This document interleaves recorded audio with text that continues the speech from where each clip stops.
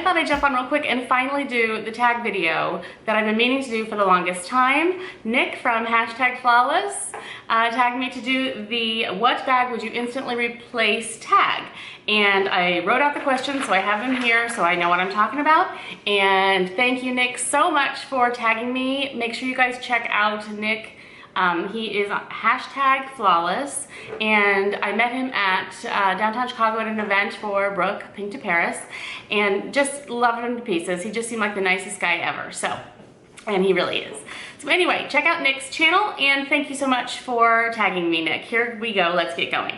Okay, questions. What bag would you replace if all the ones you currently have disappeared? Well, I'm going to I'll tell you right now, I'm going to cheat through this whole thing, so I probably have more than one answer, but I'll try to get through it quickly.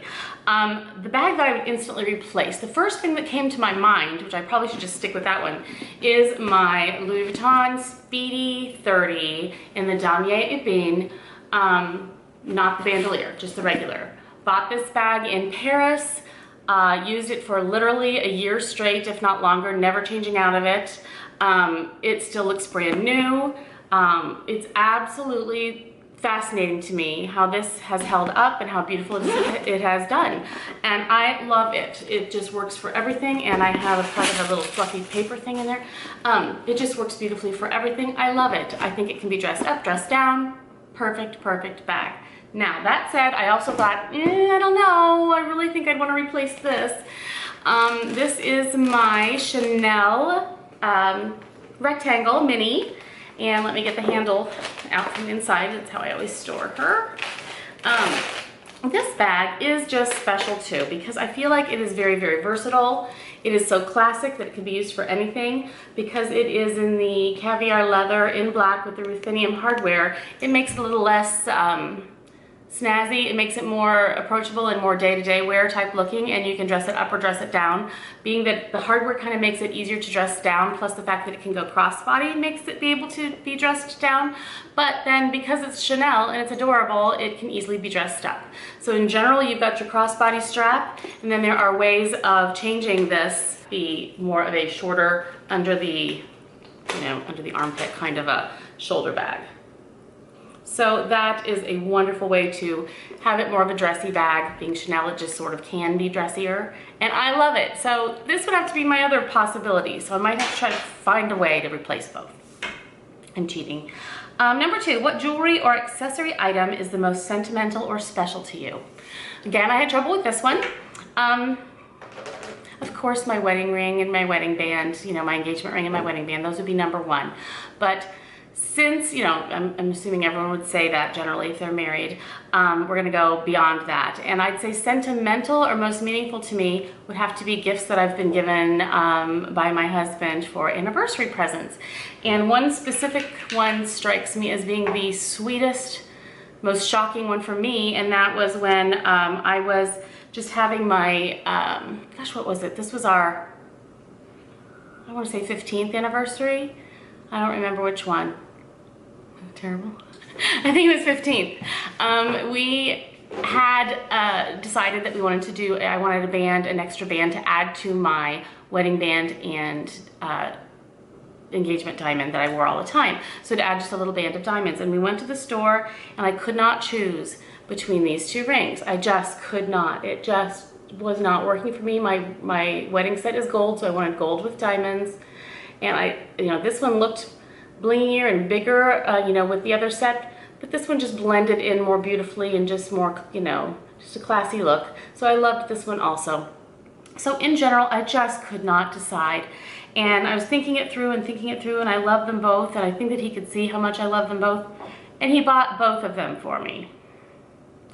And this was a time in our lives when, not that we were struggling at that time in any way, shape, or form, but, we were getting ready to put our daughters through college and, things like that. So we weren't just spending money willy-nilly, and we didn't have a ton to spend on just extras. So for him to have done that for me, I don't know, I was shocked. I was absolutely shocked. It was just so generous and so sweet, and he bought them both for me. So anyway, that, to me, just that story behind it, and I've worn those to pieces. And since then, I have other anniversary rings and different things and more platinums and so forth that I wear all the time too. But that right then, at the time in our lives and so forth. It was just very, very special. And another anniversary present that he gave me that I adore and wear all the time is the Diamond by the Yard Tiffany. And I have this in gold. I wanted it to blend in with my skin tone the best. Just a single solitaire diamond that just kind of floats right there. And I just love this necklace. And again, this was an anniversary gift and he surprised me with it. And I just absolutely adore it. So there you go. I cheated again and told you more than one. Okay, if you could teleport anywhere one day to shop, where would you go? Now, my thought on this one is Dubai. And I've always said that I want to go to Dubai and shop sometime just because they have so much there, it seems. Never been, but from what I understand and the things I've seen and heard, you know, you'll go into any of the high-end stores around here and you'll have a certain amount of things to choose from. There, they have about everything that they ever made to choose from. So it would just be so fascinating and so fun and such a different part of the country, part of the world. And I just think that I would love to have a trip to Dubai and do some shopping when I go. What do you think is the biggest misconception about luxury YouTubers, Instagrammers? Okay.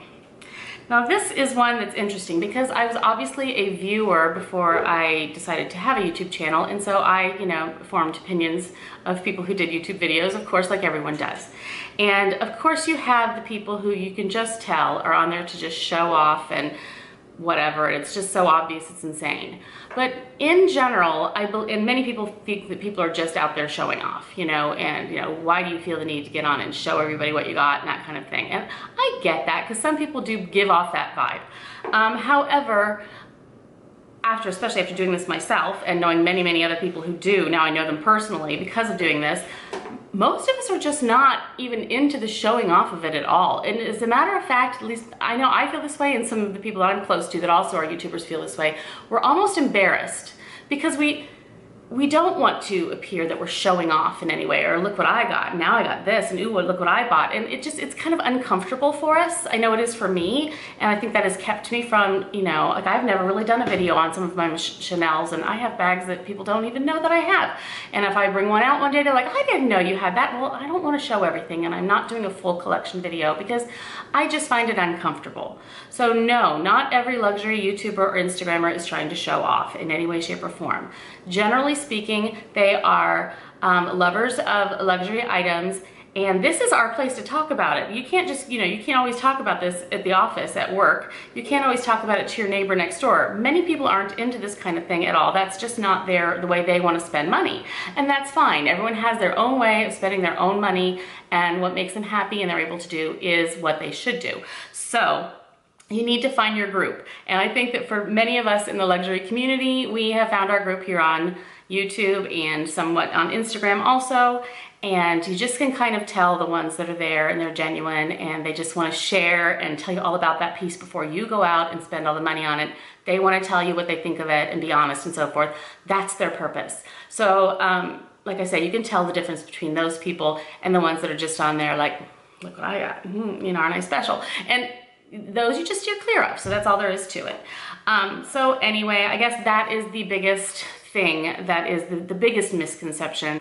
What is one store that makes you feel the most special or excited when you go in? I thought about this for a while because there have been some really good experiences I've had in different stores purchasing different things, but I think in general, the Louis Vuitton store on Michigan Avenue in Chicago always makes me feel so special. Everyone there is so kind, so helpful, so sweet. I cannot say enough about them, and my SA who's there, she knows who she is. Hi, sweetheart. You are amazing. Love you to pieces. So love that place, and you know, even when I didn't have, even when I went many years without having my own SA, or no one even knew who I was, or you know what I mean, that kind of thing, and I still was treated like royalty all the time. And so I appreciate that very, very much, and loved every second of it. So that's the one. What is one item you thought you would never own in your lifetime and now you do? Well, not just this bag. This is my jumbo, my Chanel jumbo single flap. You know, any of my Chanels. I have a wallet, I have the mini rectangle. I have glasses that are Chanel. Chanel was not on my radar up until probably, I want to say 5 years ago maybe, or even less. I just didn't think I was a Chanel person, which is really strange because people who know me would immediately say that they thought that was, I was a Chanel type of person. I don't know what it was. I don't know if I just felt like, nope, that's just too much. That's just too big. I'm not that person. I don't know what it was, but Louis Vuitton and Gucci and things like that always just seem to be fine. And they're absolutely wonderful. And Chanel just seemed to be that step above that I didn't think I was. And I guess I am. It works for me. I thought I would try a piece and I do love it. And I don't think of it as being, hoity-toity, look at me, I've got a Chanel. To me, it's just that classic bag that you can take anywhere and it goes all the time. You can dress up any outfit with a bag. It just somehow elevates anything you wear. And to me, that's the most important thing. I really like that I just feel like it takes your outfit that you put some time into and stuff, but it's not that great of an outfit, and you just put that bag on and all of a sudden it just like, wow, you are put together. And I love that aspect of it. So now I'm a convert, I'm a Chanel fan. Describe your style in 3 words. Classic is the #1 thing that pops into my head because generally I don't like anything super trendy. I will jump on a few tops or things that have a little bit more trend to them, but in general I am very classic. Practical. I tend to be very practical because even when I go outside the box, and you wouldn't really call Chanel practical because of the cost necessarily, but the one I choose is the practical black in caviar leather because I'm worried about the lambskin, having marks on it. And I choose a tone, silver tone that I know will, go with most of my things. So even if I do go a little on the crazy side, I always choose the most practical piece from that line or whatever. So I tend to always think of what's gonna work the best for me, what will I love the longest. So practical. And then I think my style is kind of approachable. And that, in saying that, I guess I mean because it's almost a family joke. Wherever I go, I can't walk anywhere. My whole life it's been this way. People always, I'm the one they ask questions for directions. I'm the one they come up to and ask me, can you please take my picture? Somehow people always I get into conversations with people in the checkout aisle and I don't instigate them. Other people come up to me and start talking to me and then I'm happy to talk to them, It's been this way since I was in high school, you know what I mean? Just people tend to just kind of I must look approachable. So I must not look like I'm, standoffish in any way. And I'm so happy about that because I love to be an approachable person. So classic, practical, and approachable. A luxury brand you try to love and get into but just can't. Okay. My first thing that I thought of was YSL. I know, I'm sorry. They have some pretty bags, they really do. But nothing that really strikes me enough to think that I really want one. I'm not saying anything's bad or whatever, but I just haven't gotten any type of a effect from them. I think they're beautiful, they're fine, there's nothing wrong, that's one. I've not found a Christian Dior bag that I feel, except for maybe the Diorissimo. I really had my eye on that for the longest time. But no, the Diorama and all those, I'm not. They're beautiful. They just don't do a thing for me personally. I tried to really think, wow, but I can't quite get over they're beautiful. That's it thing. And then I am struggling a little bit with Gucci. They were my very first high-end bag. My very first one was a Gucci. Loved that bag forever. And I have several Gucci items and still use them. But lately, with the different really fancy clasps and the painting on them and stuff, it's just a little too overboard for me personally. And so no, I think I can't. I'm struggling with that too. But doesn't mean I will never like them, that's for sure. Never say never. Okay, who could you spend one day with? What? If you could spend one day with any designer, who would it be? Okay, generally I'm not a designer, kind of a person. A person off the street can design a bag and sell it on, at a farmer's market, and if I love it, I'll buy it, that's great, It's the design I like more than the designer, I guess is what I'm trying to say. But if I really had to choose one designer to spend the day with, I think I would choose Louis Vuitton. I would love to know what he thinks of how his brand and how his name has gone through the years since he's died. I would love to know what he thinks of the designs now. I would love to know his thoughts. I would just pick his brain on how do you feel about your classic styles and now there are all these colors or all these designs or whatever. I would just love to know his thoughts on that, and I also would love to talk to him about his beginnings because I find his story fascinating. So, Louis Vuitton. And then last one, confess. what is next on your wish list? Okay, lately the things that I've just had my eye on and been thinking, do I want to do this, do I want to do this, is this necklace that I showed you, the Tiffany Diamonds by the Yard, I think it's Elsa Peretti, the single diamond solitaire kind of thing. I would love to have this in platinum. Now this gold, I purchased this color because it blends in with my skin. So basically if I'm wearing silver or platinum or whatever, it really doesn't make a big difference. But I still would love to have this in a little bit larger of a diamond. This is a 0.28, 0.29, I'm not sure. But I think I'd like it to be just a tiny bit larger and in platinum. That's something that I've thought of for a long time, but I would really like. And then the other thing that I keep looking for is a Chanel tote. Now I don't want something really big. I just want a comfortable Chanel tote.